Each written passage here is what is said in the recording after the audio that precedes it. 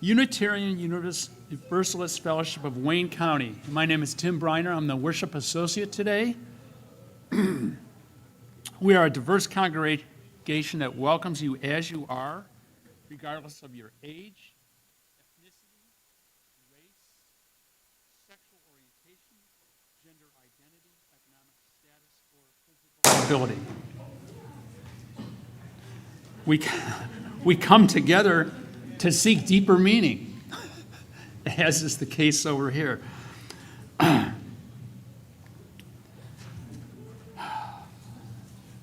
Your presence here today is a gift that brings us closer to that understanding. We're an active community that lives its values beyond the hours of Sunday service. I would like to call your attention to the following. Every fourth Sunday, our congregation joins the racial justice team on the square at 12 noon. 12 noon? Yeah. Today, Sunday, October 22nd, is our day. Please join us.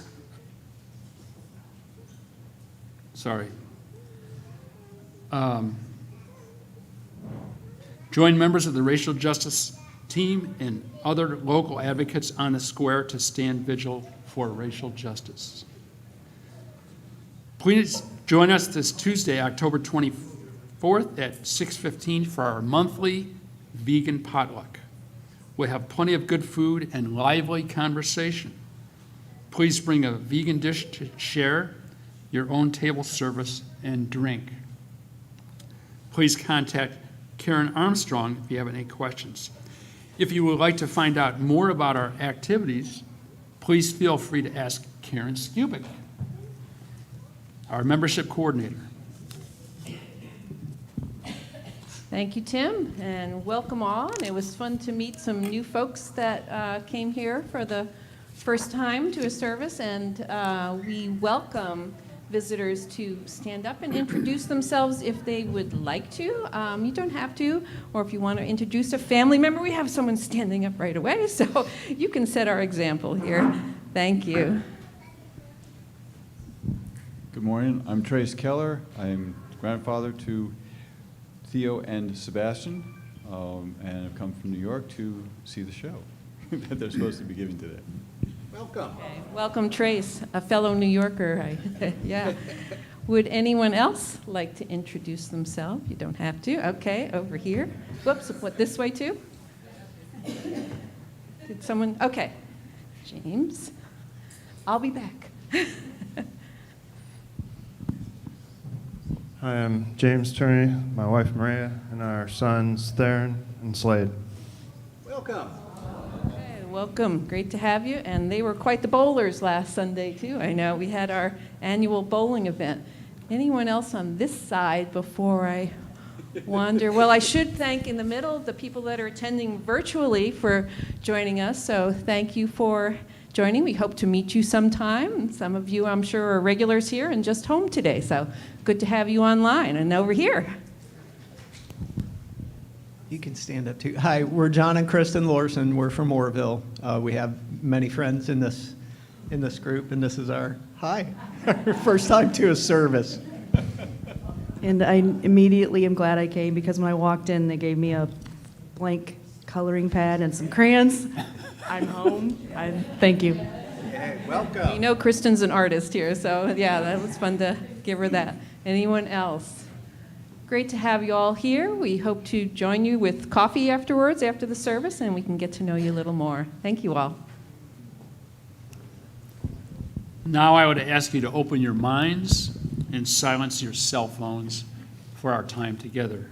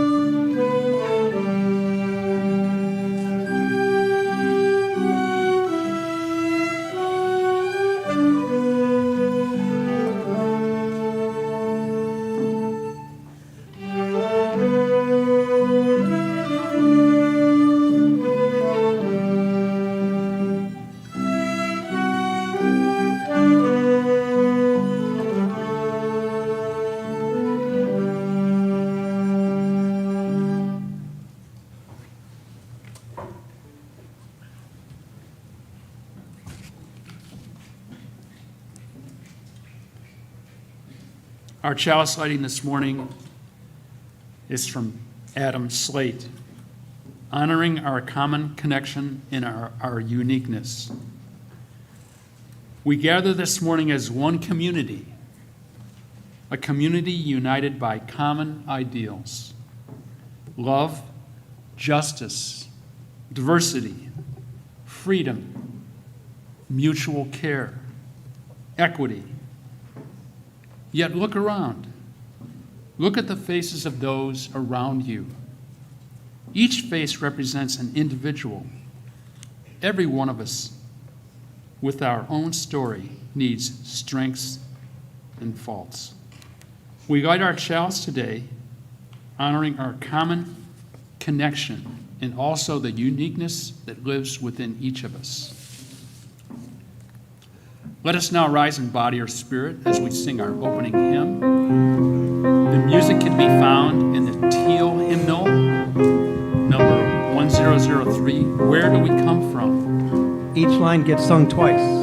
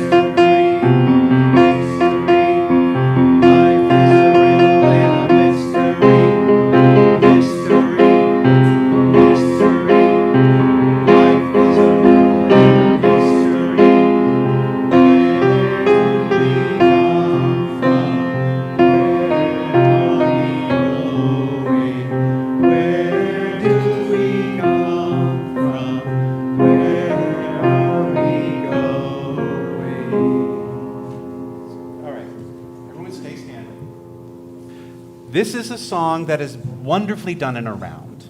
Now, unfortunately, I thought we were much more familiar with this because I hear this song a lot. So we all heard the different parts, right? Where do we come from? Where are we going? That's one part. Then we have mystery, mystery. Life is a riddle and a mystery. Give me that. Mystery, oh my, mystery. Life is a riddle and a mystery. Then we got the next one. Where do we come from? Where are we going? Where do we come from? Where are we going? Now, this is where I want you to be completely Unitarian Universalist. We have all of those different parts. Pick a favorite, and let's do it through 2 times and see what all of the different parts can do together. All right? Wait, hold on. Jacqueline, we missed a part. What did we miss? Where do we come from? I did miss one. Thank you. Where do we come from? Thank you, Jacqueline. Everybody got a favorite part?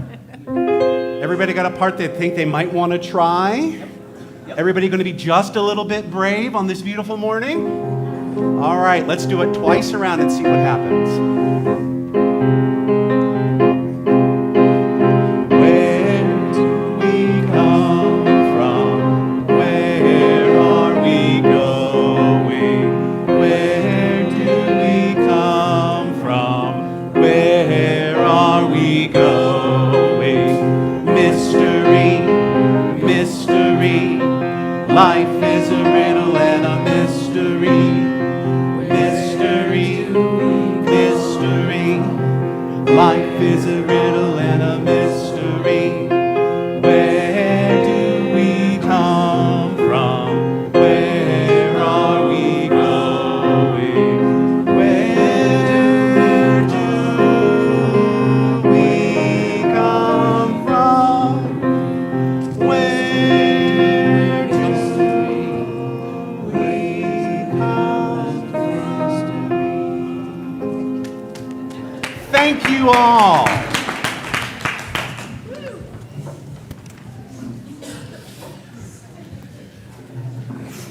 I love that song, and y'all did it all right. We'll keep working on it.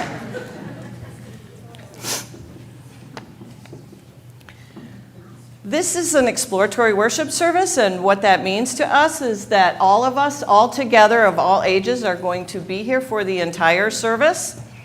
So normally at this time, I would invite anybody who wants to be a little closer to come on up. Anytime you want to come closer at any point in the service, you may do that, okay? If you need to get up and walk around because there's too much sitting or anything like that, you want to do a little yoga in the back, there's plenty of room, okay? And you have crayons and a book, so, you know, an empty book, so what could be better? Well, it's somewhere. Well, we got more too there. All right, so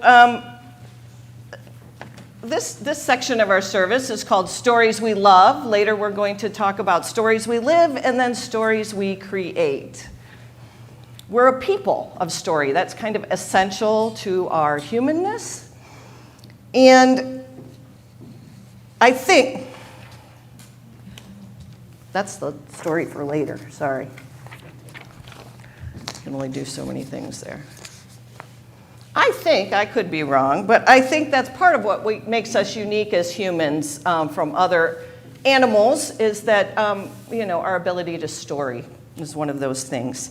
We use story to make meaning of what has been and to imagine what could be. When we hear stories from others, we kind of look for the connections in that story with that other person who's telling it. We're in it together. It's a shared experience. Before, as new humans, before we even have language, we begin relating to the world and to the other people in the world through the stories that we share. So why are we doing this here? Well, story sharing can be a spiritual practice. There are a lot of spiritual practices, and it's what's unique to you, but it can be. If we set aside the time, we set aside distractions, perhaps have a special space, a specific chair, a certain cup for your specific story tea. It's kind of that ritual leading up to it you might have. Maybe the ritual is a bathing and a toothbrushing, and then you have your story. I think that the spiritual practice might be often what makes a particular story special. Not as so much always the story in itself. So as we begin this morning, I invite you to settle in and enjoy this morning's shared practice of storytelling. Each of you has a little book and some writing or drawing supplies. If you do not have a little book and some writing or drawing supplies, let us know. We can get them to you. Okay, good. Take some time, if you haven't yet, to place your name on the front and the words, "My Stories." This is entirely yours, so you can't do anything wrong with your book. Feel free to use it however you need or want throughout the service. So a few weeks ago, you might have seen, I asked some folks from the fellowship to share storybooks that were special and share them with me. It might have been from childhood or a special one that you had shared with children in your lives. So I'm going to share some of those with you today. And if any of you think of any stories that you really love as we are doing this, jot them down in your little books or draw a picture, words, pictures, whatever works for you. So Doris Bowman shared a book by Dave Pilkey, who maybe is most famous for Captain Underpants series of books, but this is not a Captain Underpants book. It's called Halloweener. Everybody see, this is one of the stories we're going to have today. It's called Halloweener. Yay! Yay, thank you. Yes, it is a wiener dog. She said that she had shared this story with her boys when they were little and that they laughed so hard every time they read it. And that she thought it was a really sweet and still silly story, but it had all kinds of great lessons underlying the fun and the hilarity in it. And to this day, she still can't read the book without laughing out loud. So we're going to see, because I'm going to invite Doris up here with us today to help with the book. So come on up, and Doris is going to turn the pages, and I will tell the story because it's easier with two. And And I had not seen this book before, so I'm super glad that she shared that with me. So, Halloweener by Dave Pilkey. These were the pages I dropped, so it's going to take a second to reorient myself. There was once a dog named Oscar. He was half a dog tail and then 1.5 dogs long. Because of his unusual shape and size, all the other dogs made fun of him. Wiener dog, they called him. And Oscar did not like that one bit. Oscar's mother was no help either. Every morning when the dogs walked off to obedience school, Oscar's mother stood in the front yard waving and calling out farewell, "Farewell, my little Vienna sausage." And the other dogs laughed and laughed. Most of the time, Oscar was upset by all of this, but not today. Today was Halloween, and Oscar was thinking about other things all day long while at obedience school. Oscar daydreamed about Halloween night, trick-or-treats, and scary costumes. When Oscar got home, he dashed upstairs, and he was going to start working on his scary costume. But when he got home to his room, a surprise was waiting for him. "Happy Halloween, my little sausage link," said Oscar's mother. "I've made you a costume to wear for trick-or-treat." When Oscar saw the costume, he nearly fainted. It was a giant hot dog bun, complete with mustard. And guess who was supposed to fit in the middle? Oscar did not want to hurt his mother's feelings, so he decided to wear the silly costume. That night, all the dogs on the block gathered to show off their costumes. Everyone was looking quite scary. Then Oscar showed up looking quite frank. When the dogs saw Oscar in his silly costume, they howled with laughter. "Look at Oscar," they cried. "He really is a wiener dog." Poor Oscar was so embarrassed. Wiener dog left the other dogs as they ran off to go trick-or-treating. Oscar tried to keep up with the dogs, but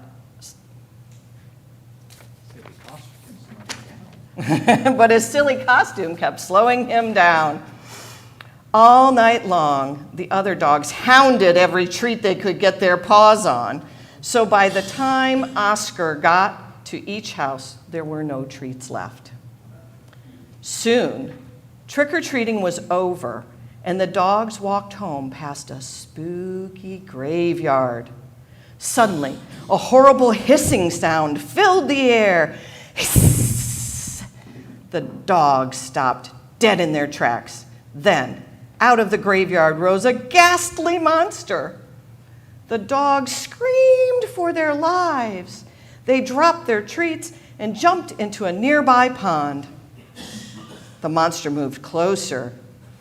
"Please don't eat us," cried the dogs. The monster yelled and hissed. "Boo-hoo-hoo-hoo!" sobbed the dogs. "Boo-hoo-hoo!" The monster jumped up and down. "Somebody save us!"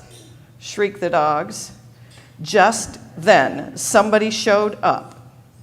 It was Oscar. Because Oscar was so short, he saw something that the other dogs had not seen.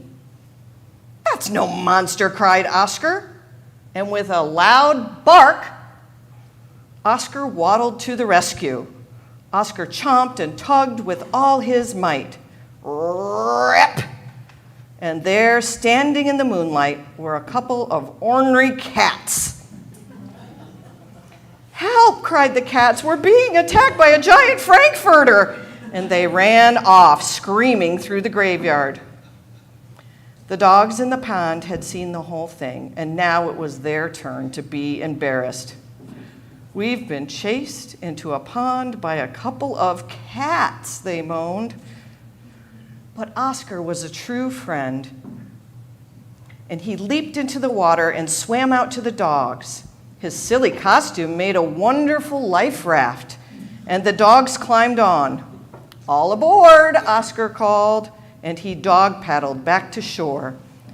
When they got back to dry land, all the dogs shared their Halloween treats with Oscar. Because Oscar had been so brave, the dogs changed his name from Wiener Dog to Hero Sandwich. And from that day on, nobody ever made fun of Oscar again. Thank you, Doris, for sharing that story with us.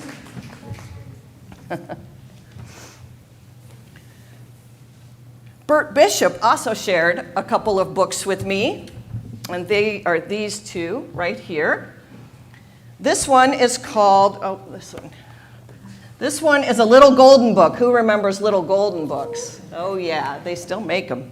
This is a brand new copy of The Little Sailor Dog by Margaret Wise Brown. And he said that he liked it because he had survival anxiety as a child, and this story is a Robinson Crusoe plot with a very resourceful dog as the central character. I'm going to put this down here. Y'all can look at that book if you want. The other book Bert shared, I had never seen before. I remember that one as a child, but I had not seen this, and I am so glad that he shared this with us. It's called The Dot and the Line. This is his favorite book overall, I think. The Dot and the Line, A Romance in Lower Mathematics by Norton Juster. Bert says of this one, it has a very novel plot. Boy meets girl, boy fails to win girl, boy eventually succeeds with girl. And this book was made into an animated movie short, which if you want to look it up, you can find on YouTube, that was very true to the book, and it won an Academy Award for Best Short. So thanks, Bert, for sharing. I don't know if Bert's here today. Is he over there somewhere? Thank you for sharing so much. So all these books are here for the children today to look at, and we've got some other books from our library. Thank you, Kay, for these other books that are from our library. So now I want to invite Laura Grimm to tell us a little bit about her favorite book that is also up here. And I'll let her go to it. Thank you, Laura.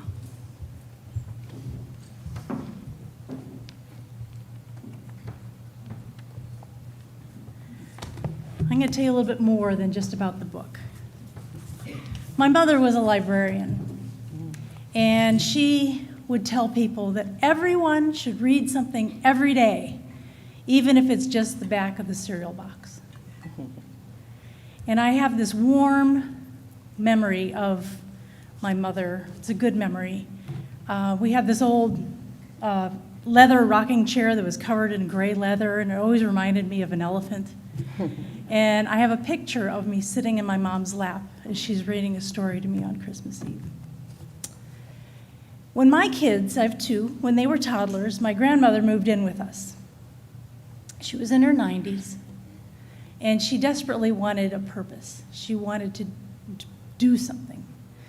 So she wanted to know how she could help with the kids. And I, tried to come up with all sorts of ideas. And she says, I know, I'll read to them. Well, you have to understand my grandmother was blind. And so she would sit on the couch, and she would ask the kids to pick out a book. And they would sit on either side of her. And she would hold the book in her lap, sometimes upside down. And the kids would correct her. And she would ask them, tell me all about the pictures on the pages. And then she would proceed to tell them a story about the things that they thought were important in the book because of the pictures. I decided to continue the tradition, and I read to my kids probably every day, probably several times a day. I have great memories of reading in the garden and reading them Blueberries for Sal on the rocky coast of Maine, and cuddling in bed with them at night and reading, and sitting under the Christmas tree on New Year's Eve or Christmas Eve reading them the Christmas story. But this is one of our favorite books. It's called The Little House, Her Story. It's about a little house that lives out in the country on a hill covered with daisies. And a young family moves in, and the little house loves to watch the children play in the creek in the summer and sled down the hills in the winter, and she's very happy. But she also likes looking at the night sky.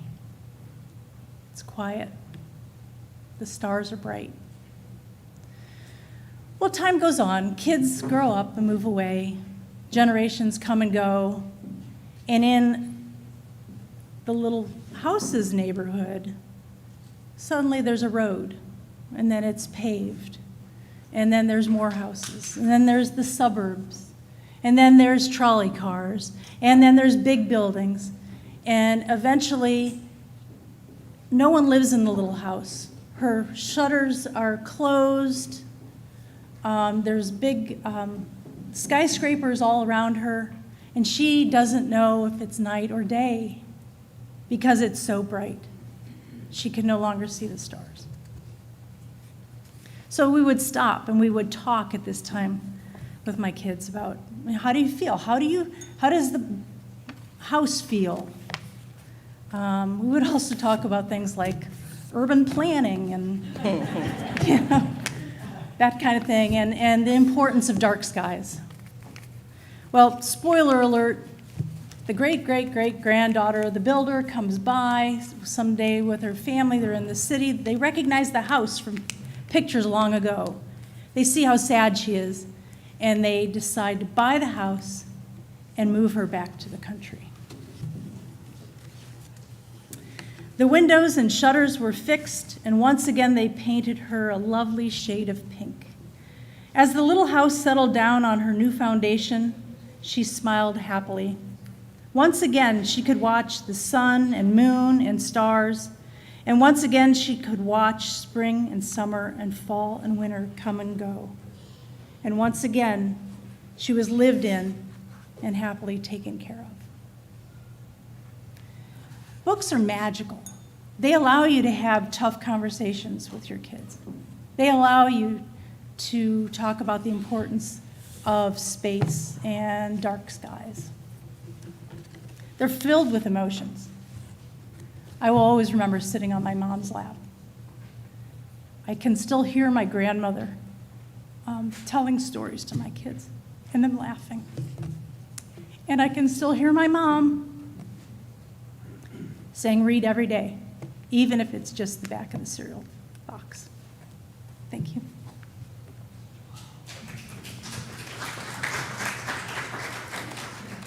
And I have another illustration. Thank you, Laura, so much for that.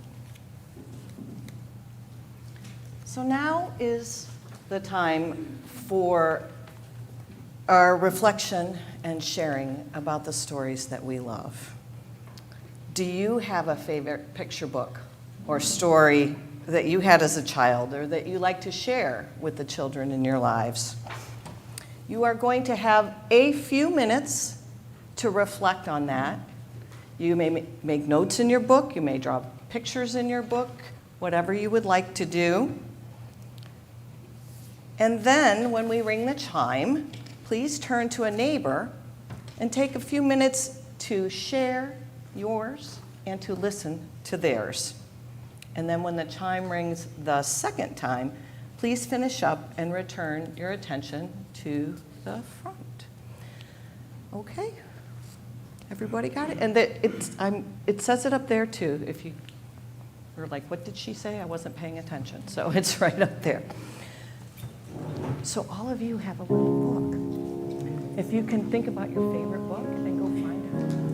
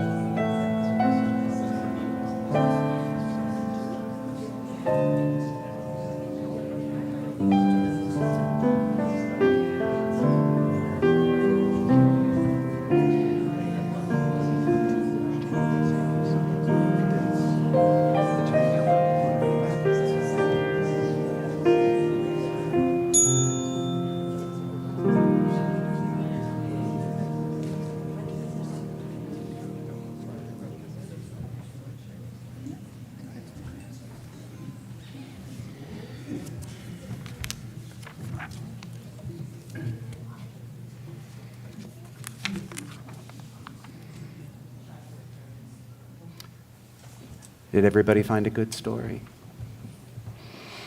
If you want to talk to me about stories afterwards, I brought some of my favorites, and I just lent out a copy of one of my favorites already. The stories are beautiful in our lives. They ground us. So let us take a moment to ground ourselves. For a moment of prayer and meditation, today I'd like to share with you a piece by Marta Valentine called In Gatherings. In gatherings, we are stirred like the leaves of the fall season, rustling around sacred trees, tossed hither and yon, until we come to rest together, quietly, softly. We come together to gather strength from each other.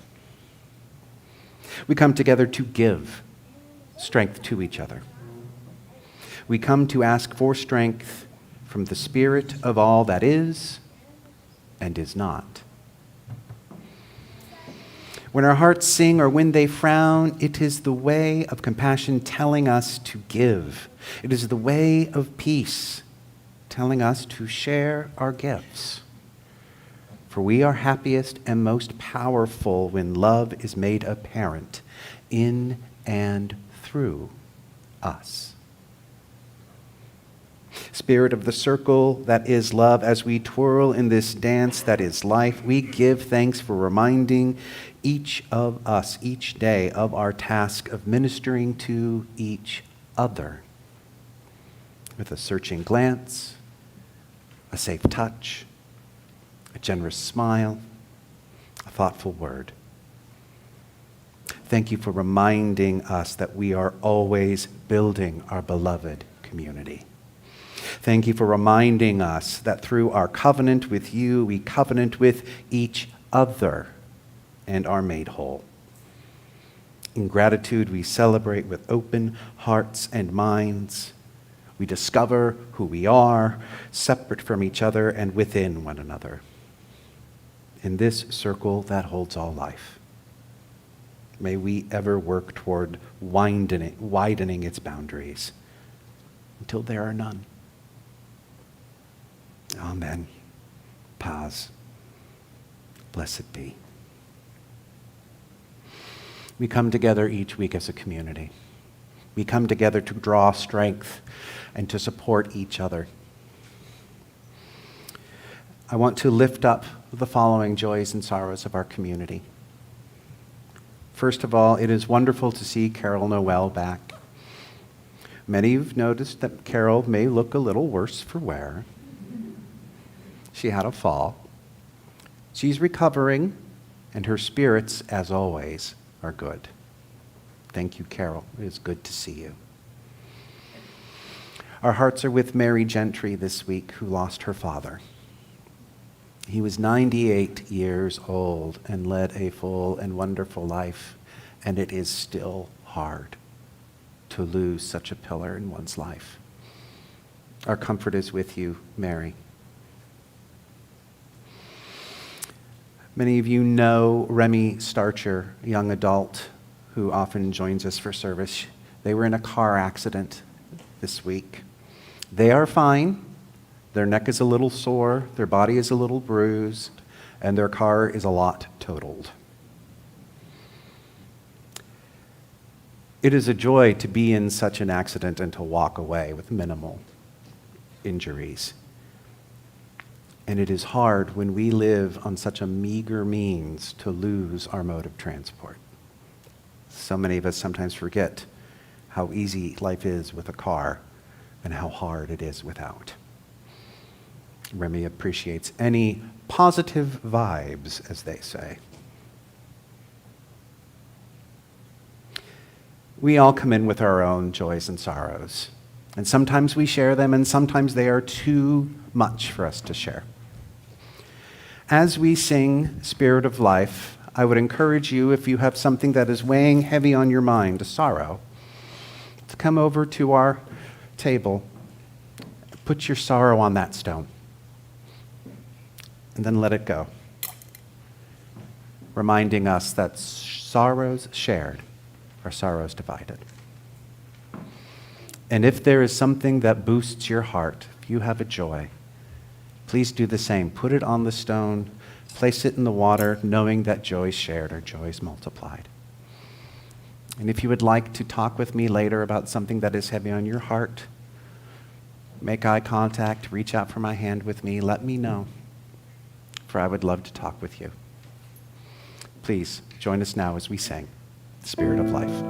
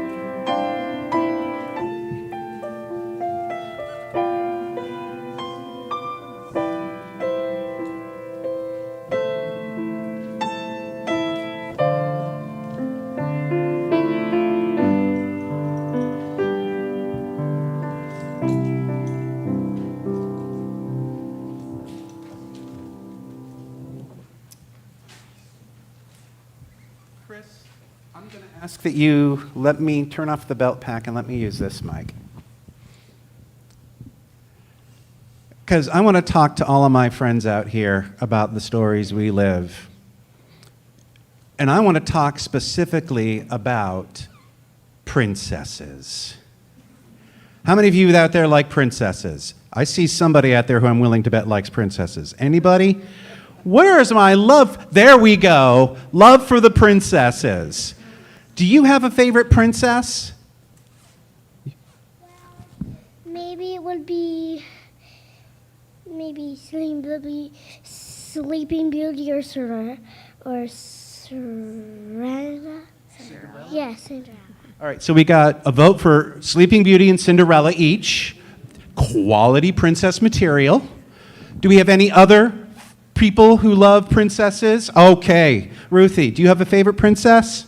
The paper bag princess. Oh, yeah, the paper bag princess fighting dragons. Yes. Anybody else have a favorite? Do any of the boys, do you have a favorite princess? Why not? I don't know. You don't know? Do you have a favorite princess? This is one of the issues that comes with princesses, right? Favorite princess. Who's my I'm going to get to my favorite princess. Let's not jump ahead of ourselves.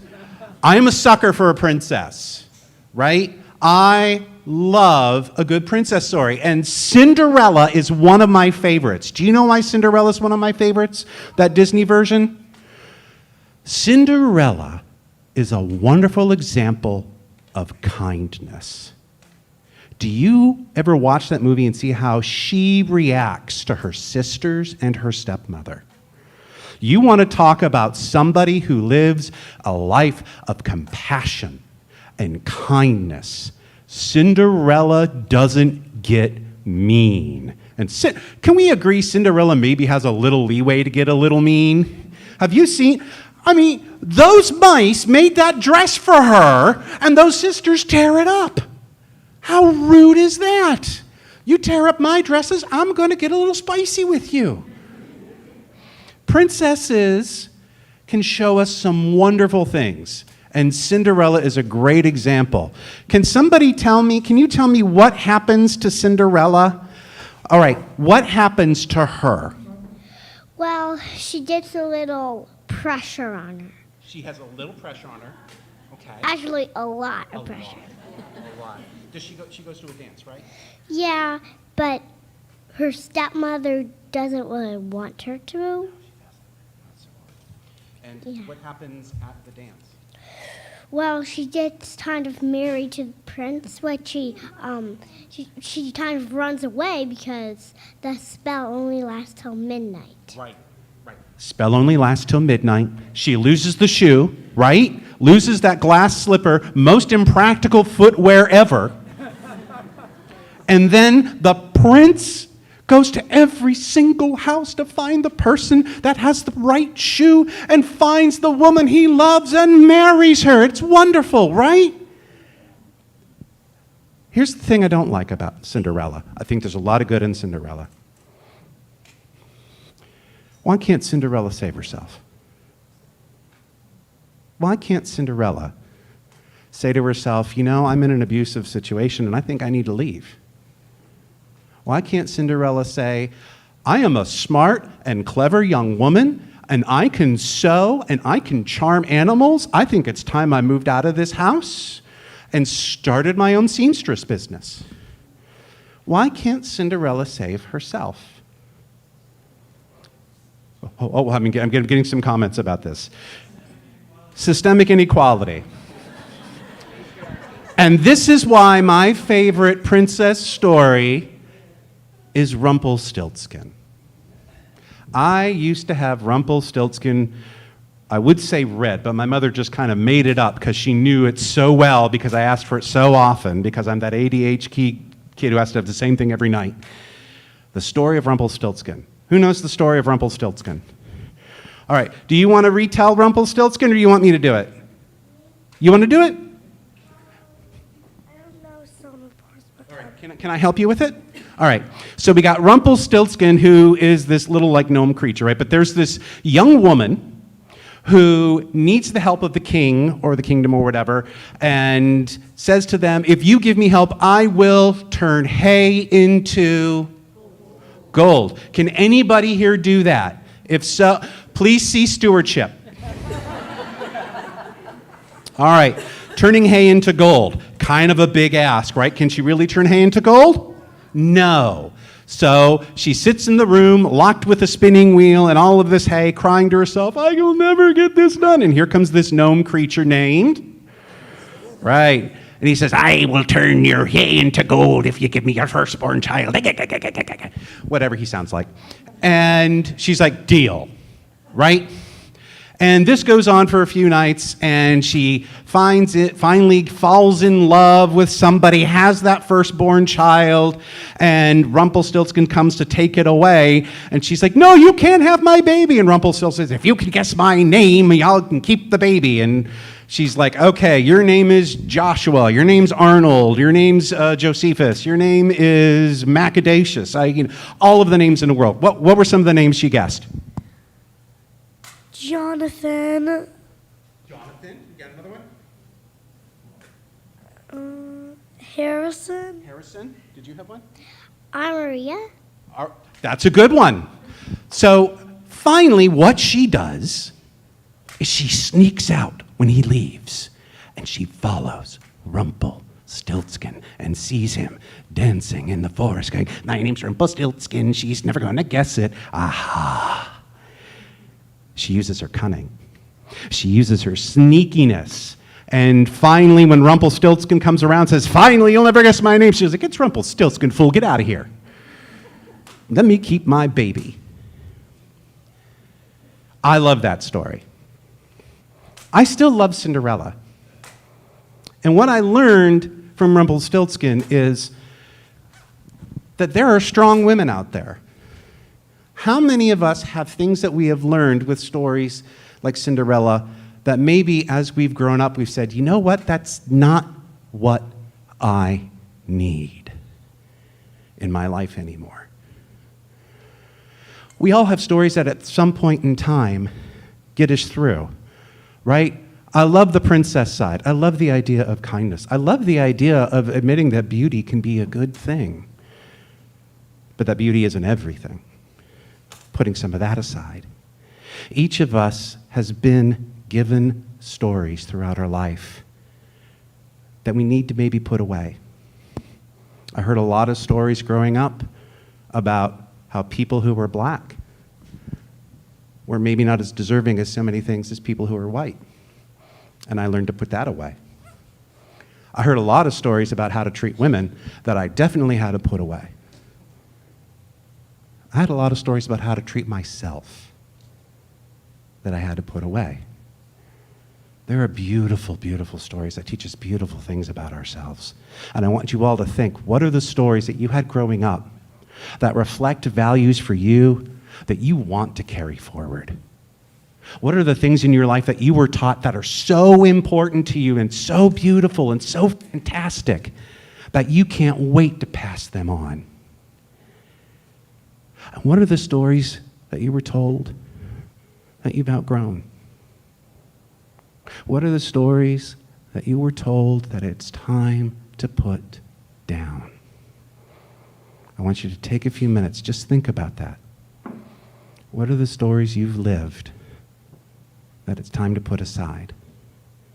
In another minute, I'm going to ring the bell, and I want you to start sharing with your neighbors. What are some of those stories? Maybe you don't want to share, maybe you just want to write them down. But what are the stories you're carrying forward? Let's take a minute.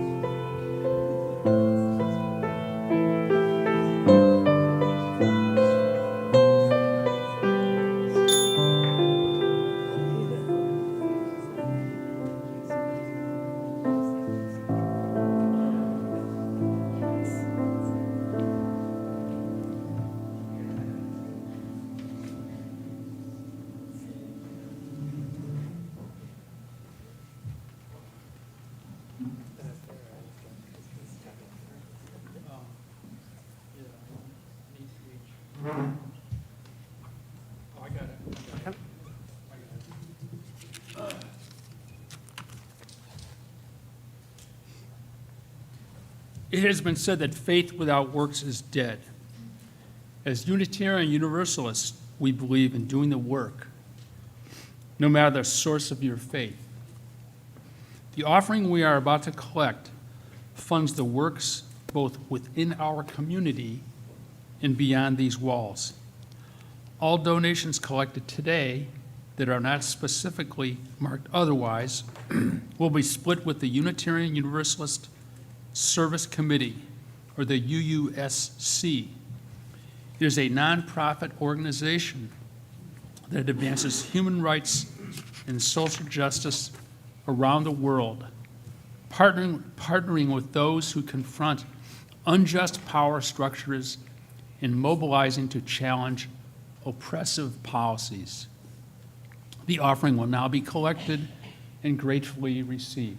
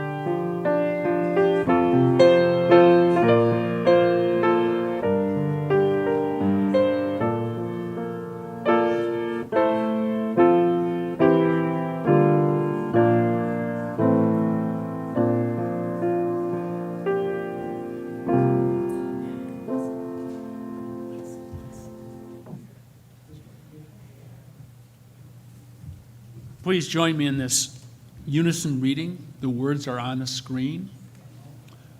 Let us be grateful when we are able to give, for many do not have that privilege. Let us be grateful for those who share their gifts with us, for we are enriched by their giving. Let us be grateful even for our needs, so that we may learn from the generosity of others.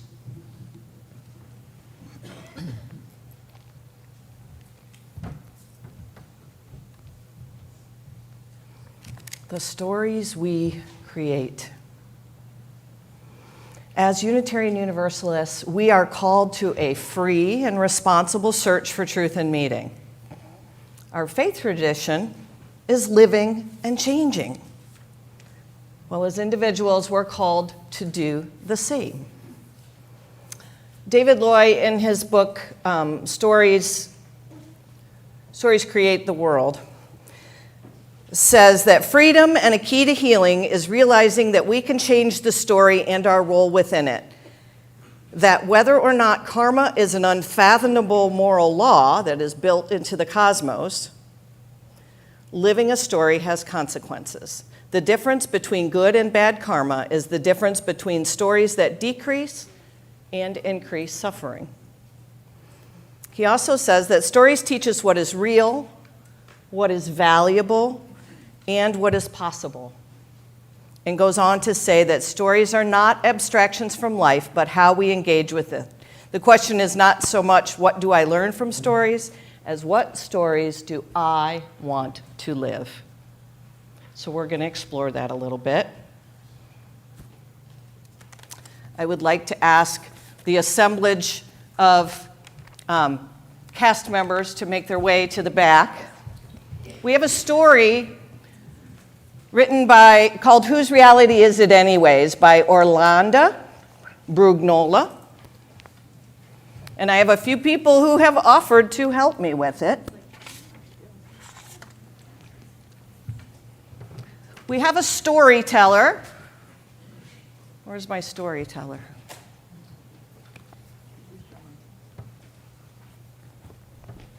And for the assemblage of characters, this is the microphone that if you come by when you speak, it will make it easier for people to hear you, okay? For those of you who must. I'm going to ask the adults who are speaking to be loud, because you may not have a microphone. Just be loud. There's one here, actually. You could come over here. How about that? Parents will come over here. How's that? This is what it will be. Whatever it is will be good, and we will get the point regardless. Got it? All right. So it was not a city. It was and it was not a large town. But it wasn't really a small town. It was just average, you might say, except for one thing. There was a storyteller in our town. That is storyteller with a capital S. That storyteller had arrived one day without advance notice, or as some people would put it, with no warning. There had been no invitation for a storyteller, no request for a storyteller. They just showed up, rented a small house that had been empty for 2 years, and put up a little sign inviting people to come in and hear stories. Well, mind you, that was not so easy for people in this town. They were a little nervous about it.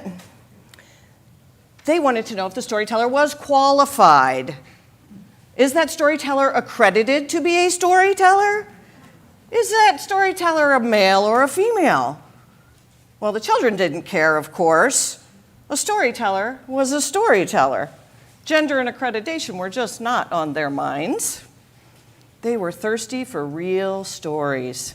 And they got them. And on any afternoon, you could be sure that most, if not all the children in the town, there's children in the town at the storyteller's house. The storyteller needs children, or wannabe children, to come forward and listen to the storyteller. So feel free if you would like. And so the storytelling began. The storyteller might say, in the smoking tiger's time. What do you mean, smoking tiger? Well, that's just the way that the stories begin in Korea, the origin of this story. In the smoking tiger's time is just a way of saying, long, long ago. And the storyteller would continue with whatever wonderful story was being told that day. There would be forests with huge and sometimes strange trees and mossy rocks.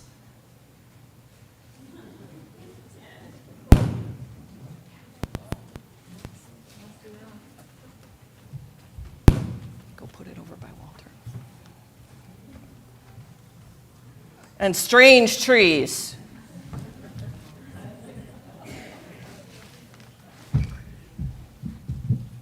And there were rivers. Look what the storyteller gave us.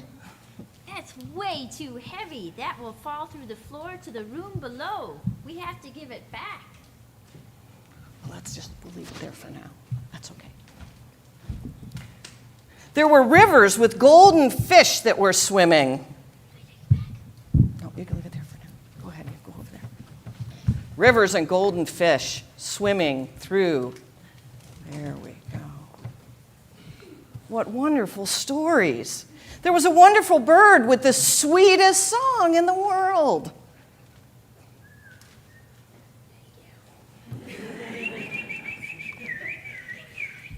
And a tall blue mountain peak with snow at the top.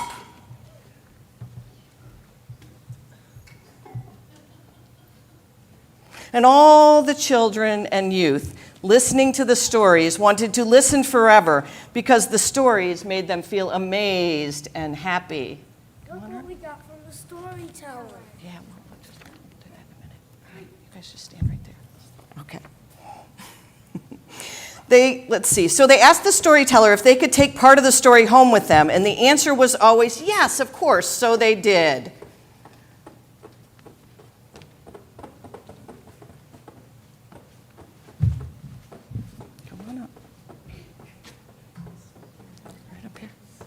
Just turn around.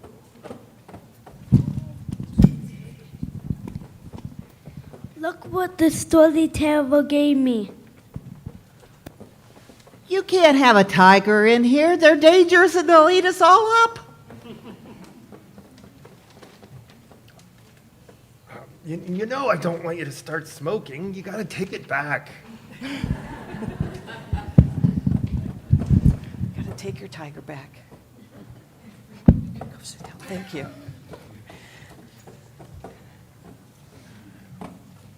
We've already seen the rock that got brought into a house. And what's going to happen if you bring that rock into the house? It's going to fall through the floor.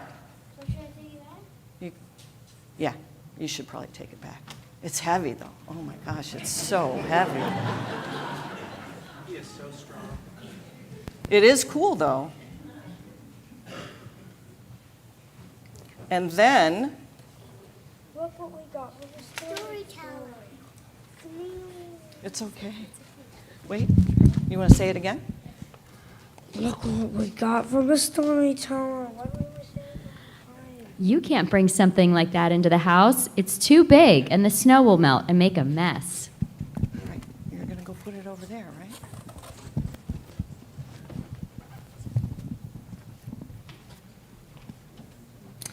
I can't believe you do this. What's wrong with you? But it's so cool. Can't you see it won't fit? Please take it back right now.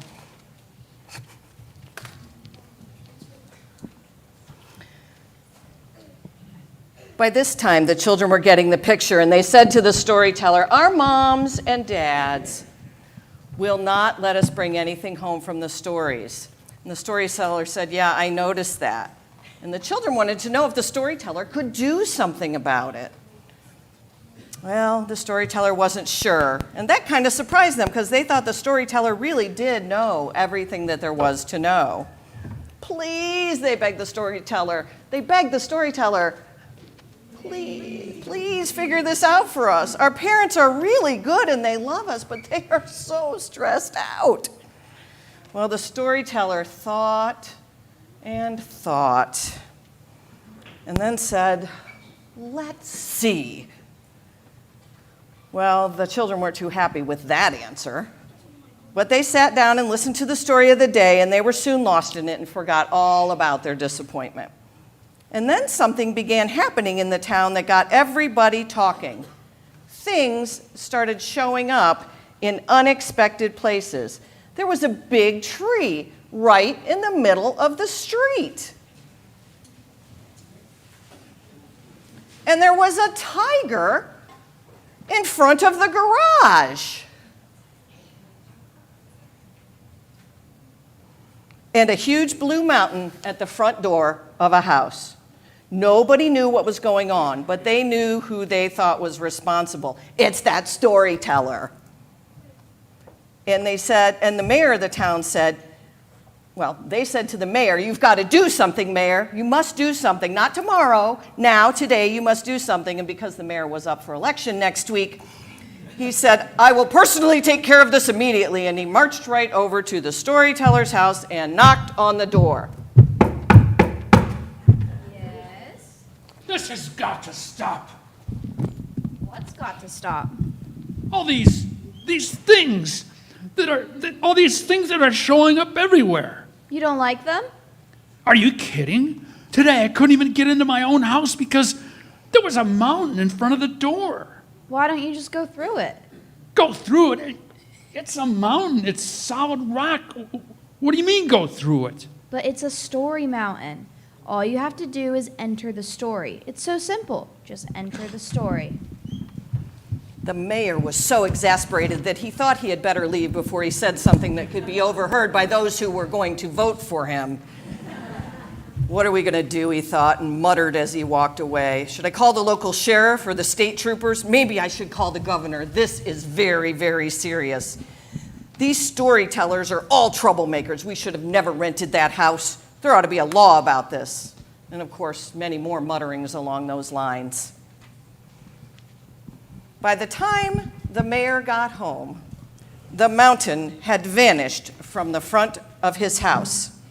But he had no sense that it wouldn't reappear, and so he had some more thoughts. Maybe I should talk to an expert about this. and I like experts. You can pay them and they'll help you, and if they don't help you because you paid them, you can complain about it. And then everyone would support you, and besides, regular people, as he thought of them, didn't have that special know-how that he needed in this crisis. But maybe he could first go to someone whose expertise he wouldn't really have to pay extra for. And so he did. He went to the minister of his church.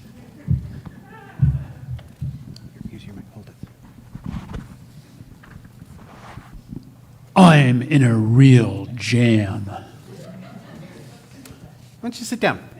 Tell me about it.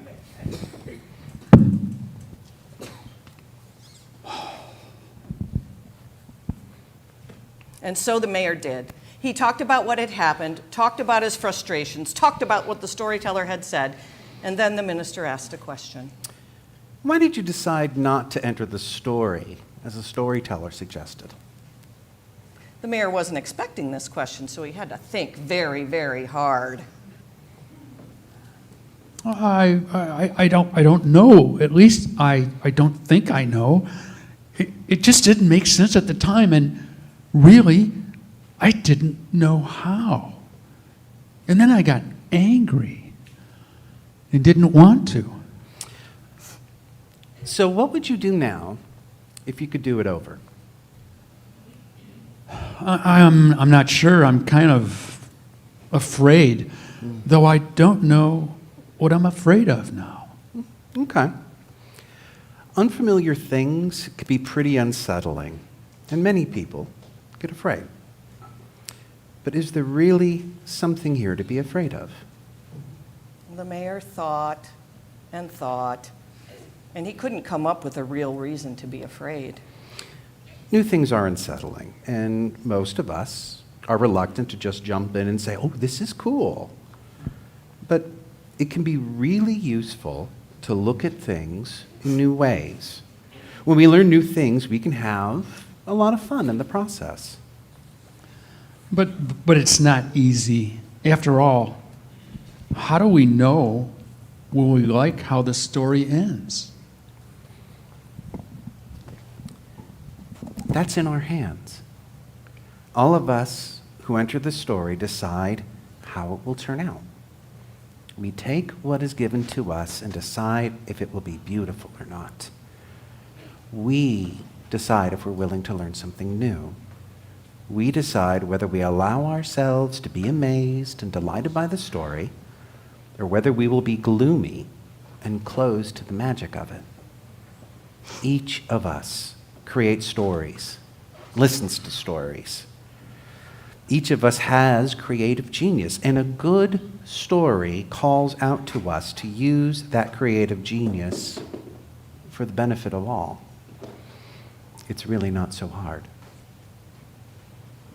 And the mayor thought about it some more and decided that maybe the minister was right and that he ought to go back to the storyteller and find out how to get into the story after all.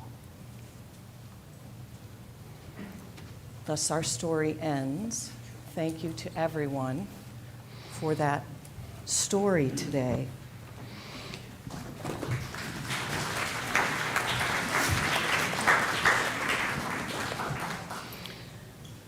We have stories to write.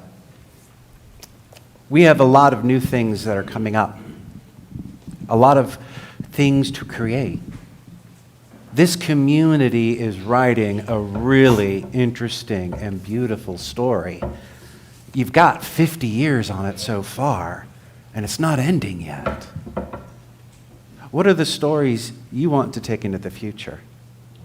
What are the stories that are going to happen? What are the next chapters for UUFWC? What are the next chapters for you? And this is where I want my younger, more enthusiastic friends to think about. What's this place going to be like when y'all are grown up and you're in charge? It could be gone. He's not wrong. You are not wrong. It could be gone. You are absolutely right. It could be gone.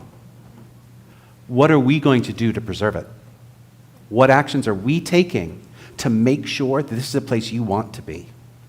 What actions are you going to take to make sure that the legacy you have set in place moves forward? Do not let it disappear. How are you going to do that? Think about it. Take a minute. I want you to write that in that book. What is your next chapter? What are your next 5 chapters? How are you making this world a better place? Take a minute.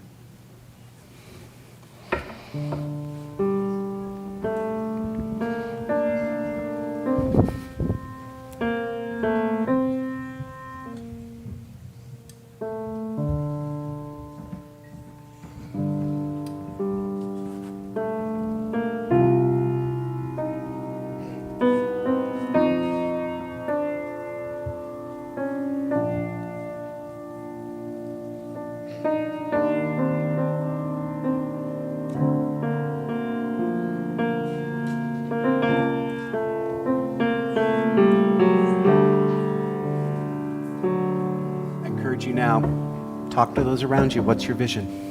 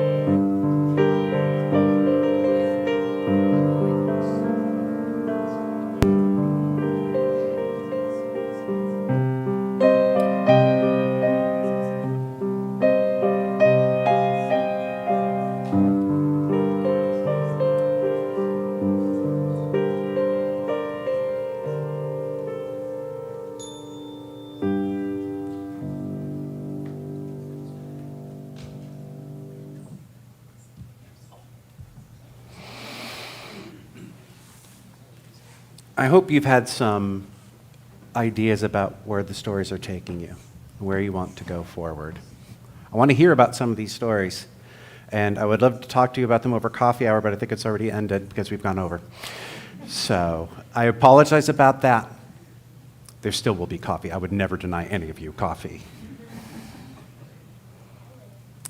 Thank you for your stories. Thank you for writing the vision with us. For our closing hymn, I want to tell you a little bit about this song. Part of something I want to bring to your attention is all of the people that are listed in this song. There are so many diverse identities. And for a lot of our folks who identify as transgender, there's a lot of gendered language. And while I want to say that gender is on a spectrum, this is not, we are each one of these things individually, but each of these individuals make up the beauty of all of us. There are so many diverse and wonderful people. Let us celebrate them all as we sing this song. Please rise and body your spirit as we sing 1051, We Are, found in your teal hymnal.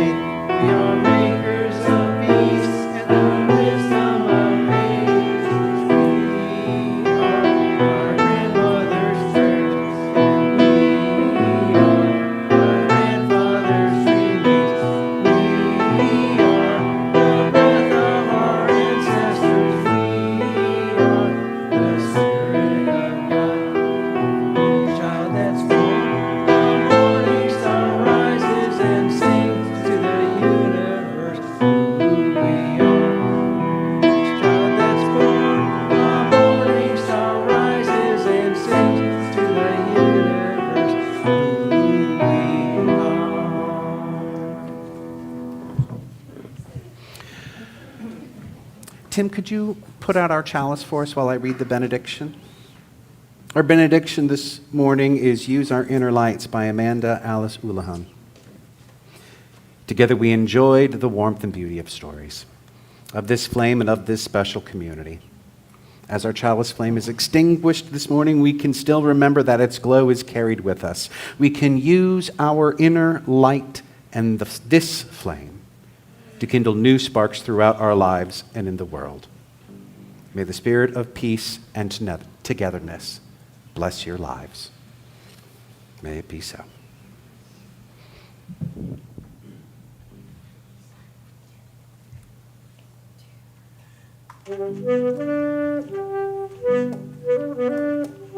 Thank you.